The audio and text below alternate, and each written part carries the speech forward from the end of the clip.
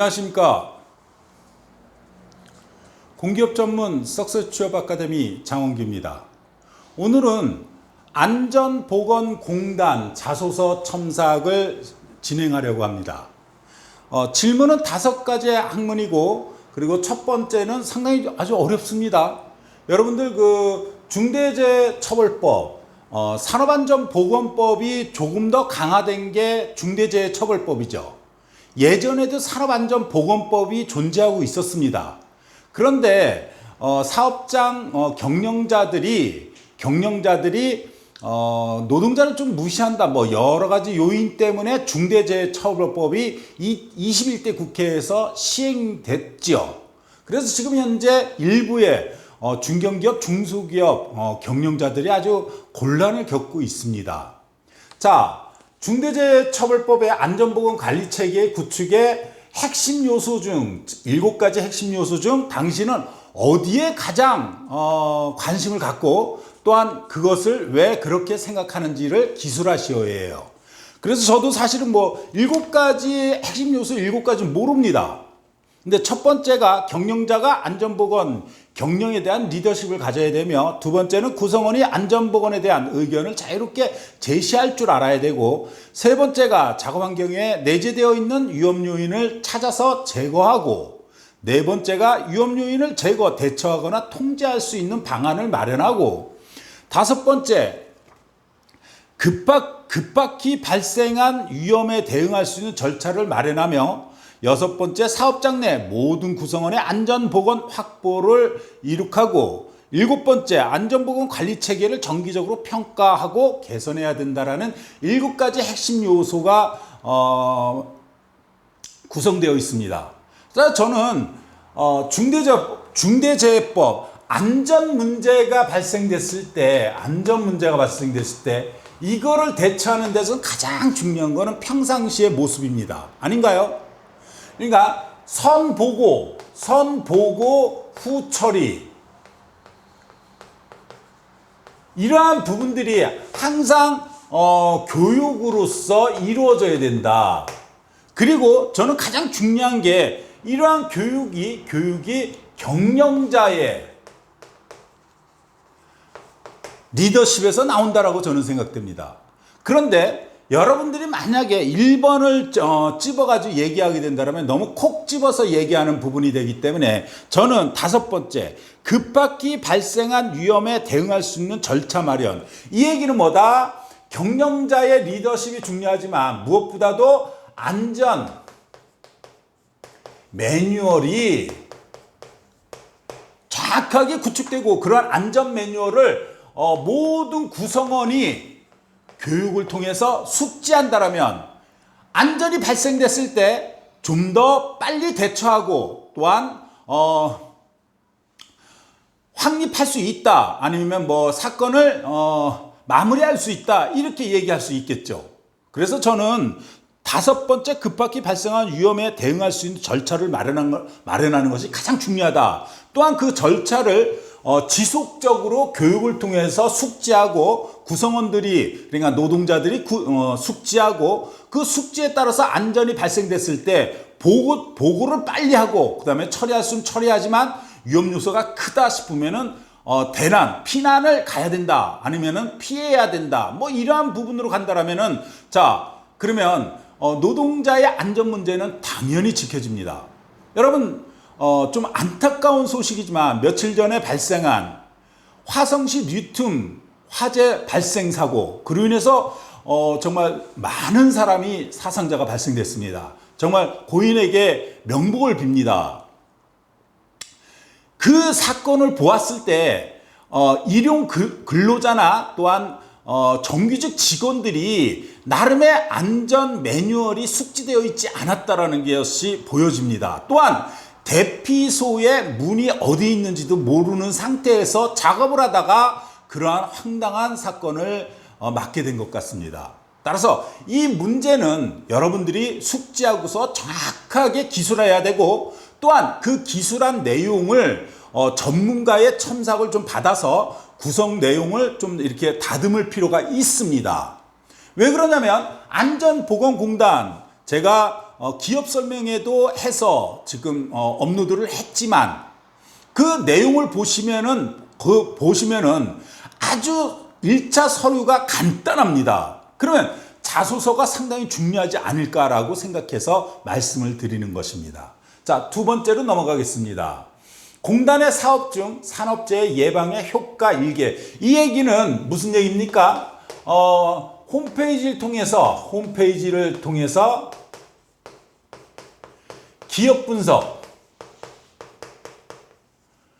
해야겠죠? 사실 이것까지는 제가 해드릴 수 없습니다. 여러분들이 직접 홈페이지에 들어가셔가지고 지금 공단에서 하고 있는 사업 중에서 산업재해 예방을 위한 효과적인 방법들이 어떤 것이 있는지, 그래서 그것을 하나를 딱 찍어가지고 기술해 내시면 될 것 같습니다. 자, 이 기회를 통해 가지고 산업안전보건공단에 대한 애사심을 가져보는 것도 나쁘지 않겠죠?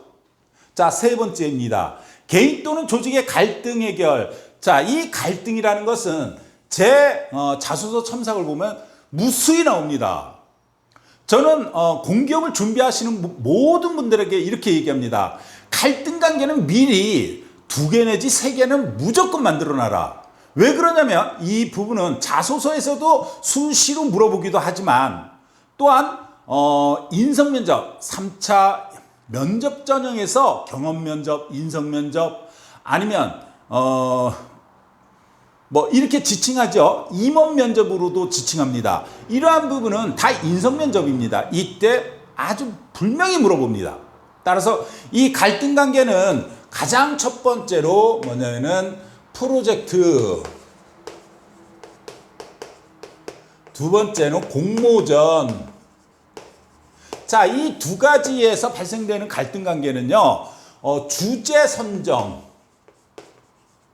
선정으로 가장 많이 일어납니다. 따라서 주제 선정에서 갈등 관계는 일어났고, 저는 이러한 갈등 관계 팀장으로서, 팀원으로서 이렇게 해결하려고 노력했습니다 라고 얘기하면 되겠죠. 또 하나, 세 번째는 아르바이트에서 같은 아르바이트생들하고 발생되는 갈등 관계가 있습니다. 그러한 부분을 주도적으로 해결한 부분이 있다면 그것을 기술하시면 될 것 같습니다.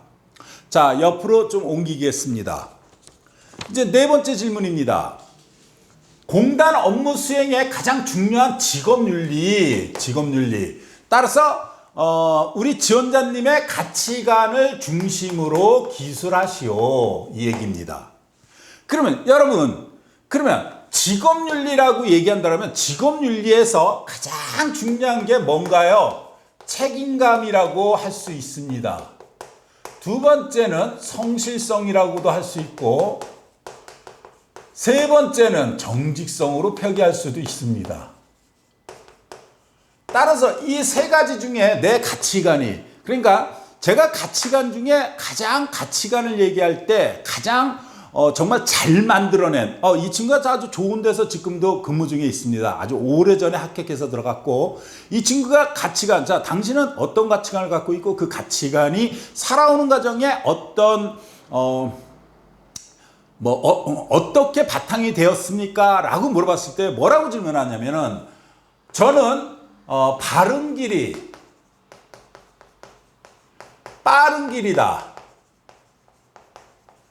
라는 가치관을 바탕으로 항상 정직할 수 있었습니다.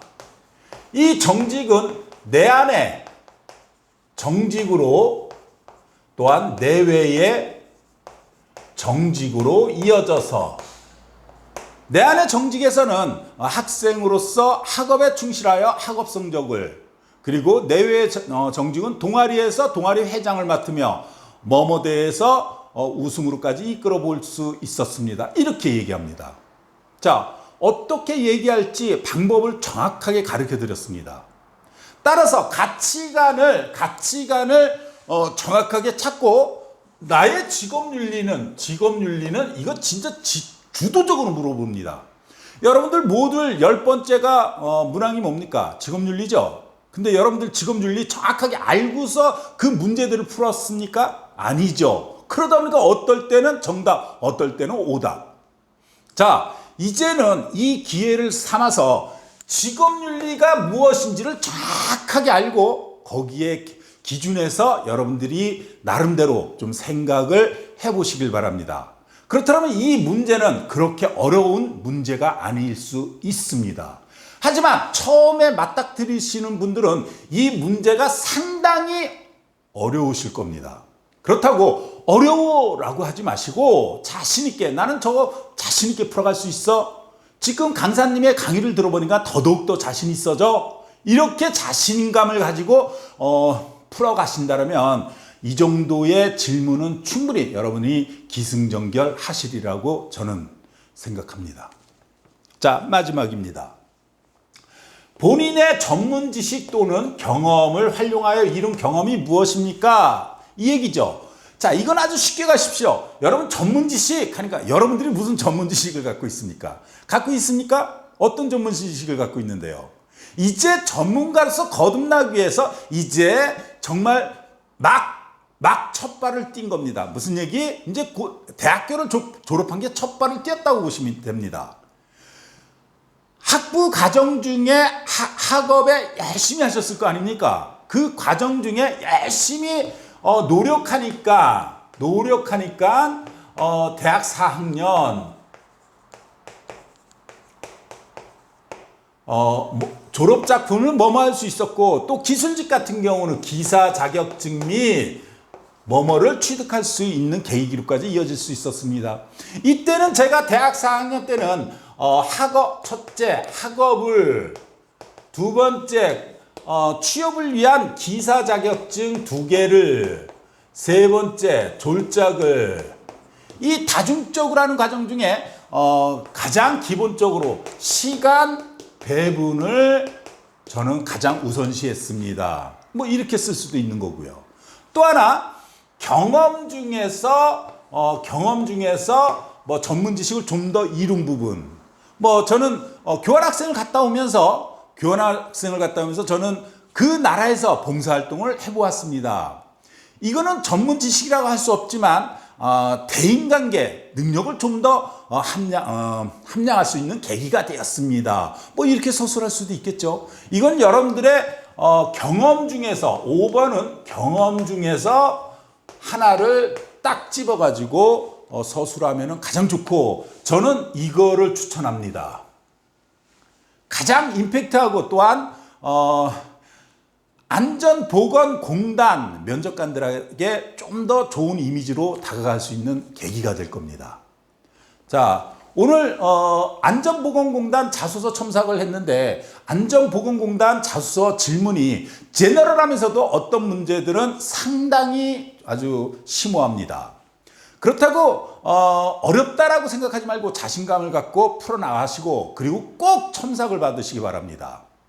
정 안 되면 저를 찾아오십시오. 자소서 첨삭해드리겠습니다. 자, 수강하신 분들 중에 제 강의가 조금이라도 마음에 들었다고 생각되신다면 좋아요, 구독 눌러주시기 바랍니다. 감사합니다.